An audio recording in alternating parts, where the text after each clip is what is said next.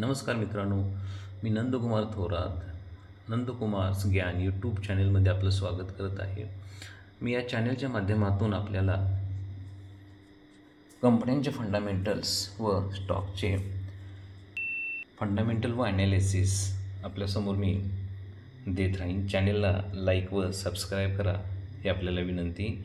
आज आपण Kronox lab science limited या कंपनीचं फंडामेंटल ॲनालिसिस करणार आहे. या कंपनीचा IPO 3 जून 2024 ते 5 जून 2024च्या दरम्यान लॉन्च झाला होता आणि ह्या IPOची किंमत होती 129 रुपये. ह्या लॉटची किंमत होती 129 रुपये ते 136 रुपयेच्या दरम्यान ह्या लॉटची किंमत होती.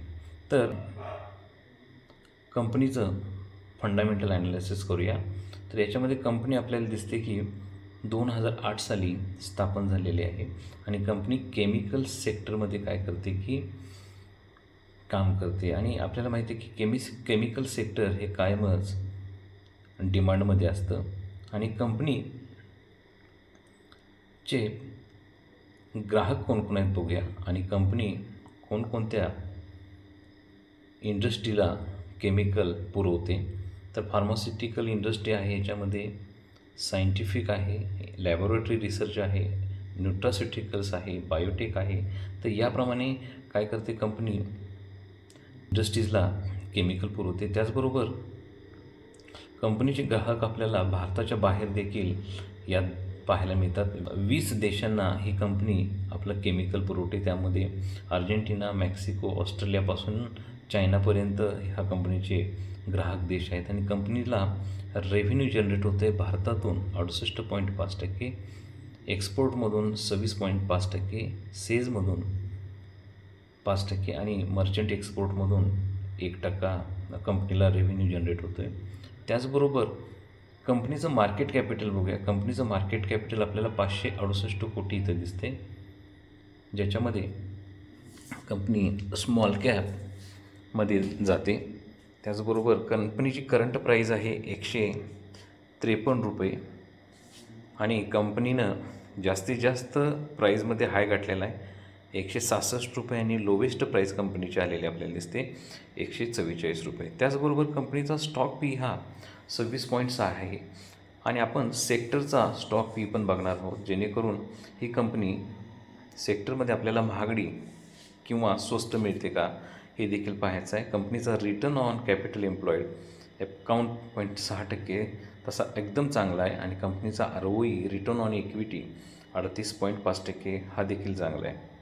तर आपण कंपनीमध्ये त्याचबरोबर कंपनीवरती कोणतंही कर्ज नाही, म्हणजेच कंपनी ऑलमोस्ट डेप्ट फ्री आहे. आणि कंपनीचं पियर कंपॅरिझन आपण केमिकल सेक्टरमध्ये केलं तर मेडन किती लागतो, मध्यम किती लागतो याचा, तर 39.54% PE लागतो आणि कंपनीचा सध्याचा PE लागतो 26.61%. म्हणजेच कंपनी ह्या सर्वांच्यापेक्षा आपल्याला स्वस्त अशा PE रेशोवर दिसते. PE रेशोचा अर्थ असा आहे की तुम्हाला प्राईस टू अर्निंग रेशोमध्ये 1 रुपया मिळवण्याकरता कंपनीला 26 रुपये आपल्याला गुंतवावे लागतात. म्हणजे 26 रुपये गुंतवल्यानंतर आपल्याला 1 रुपया त्याच्यामध्ये परतावा मिळणार असतो.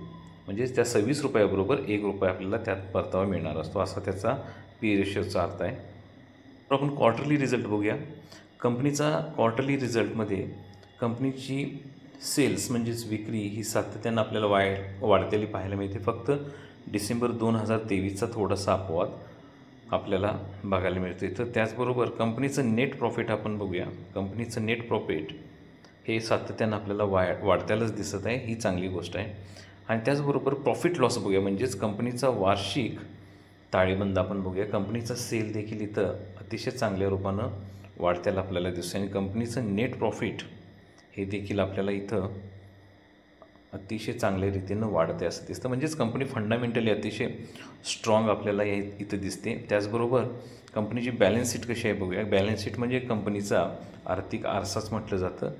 कंपनीचं इक्विटी कॅपिटल मार्च 2023 ते मार्च 2024मध्ये 37 करोड म्हणूया आपण त्याला, 37 करोड रुपयाचं आहे. त्याचबरोबर रिझर्व देखील कंपनीकडं 2024मध्ये अतिशय चांगल्या रीतीनं आपल्याला पाहायला दिसतो. तत्पूर्वी 27 कोटी 40 कोटी, परंतु मध्यंतरी आपल्याला 2023मध्ये रिझर्व कमी झालेला पाहायला मिळतो.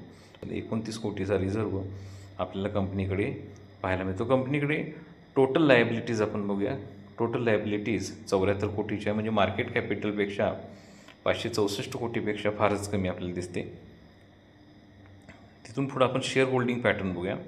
शेअर होल्डिंग पॅटर्नमध्ये जेवढा जास्त शेअर होल्डिंग पॅटर्न प्रमोटरने आपल्याकडे ठेवला असेल, शेअर होल्डिंग ठेवला असेल, तेवढा तो कंपनी फंडामेंटली स्ट्रॉंग आहे असं समजलं जातं. तर प्रमोटरकडे 74% जास्त कंपनीचे होल्डिंग आहेत. त्याचबरोबर FIIकडं 2.97% कंपनीचे होल्डिंग्ज आहेत आणि DIIकडं डोमेस्टिक इन्व्हेस्टरकडं 6.81% होल्डिंग्ज आहेत आणि पब्लिक जे रिटेलर्स आहेत त्यांच्याकडं 16.1% काय की होल्डिंग्ज आहे. खरं इथं आपल्याला एक चांगली गोष्ट पाहायला मिळते की कंपनीच्या प्रमोटरकडं 74.21%चा होल्ड आहे. म्हणजेच कंपनी फंडामेंटली अतिशय स्ट्रॉंग आपल्याला इथं जाणवतं. आता आपण कंपनीचं टेक्निकल ॲनालिसिस करूया. टेक्निकल ॲनालिसिसमध्ये मी इथं डेजवरती गेलेलो आहे आणि डेजवरती गेल्यानंतर सपोर्ट आणि रेजिस्टन्स आपल्याला फक्त पाहायचे आहेत. सपोर्ट आपल्याला 150 रुपयेचा पहिला दिसतो. त्याचबरोबर दुसरा सपोर्ट आपल्याला सर्वसाधारण 145 रुपयेचा दिसतो. म्हणजेच 150पासून खाली 145च्या दरम्यान आपल्याला स्टॉक मिळत असेल तर आपण बाय करावा.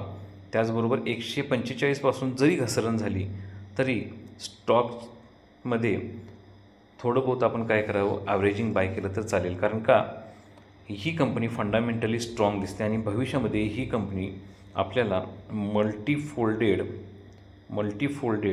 रिटर्न ही कंपनी आपल्याला देण्याची दाट शक्यता आहे. तर मित्रांनो, अशा रीतीनं प्रोनॉक्स सायन्स लॅबचं आपण फंडामेंटल आणि टेक्निकल ॲनालिसिस केलेलं आहे. या व्हिडिओमधून आपल्याला कोणतंही बाईंग किंवा स्टॉकचं रिकमेंडेशन देण्यात आलेलं नाही. हा फक्त एक स्टडीसाठी म्हणून मी व्हिडिओ बनवलेला आहे किंवा इन्फॉर्मेटिव्ह व्हिडिओ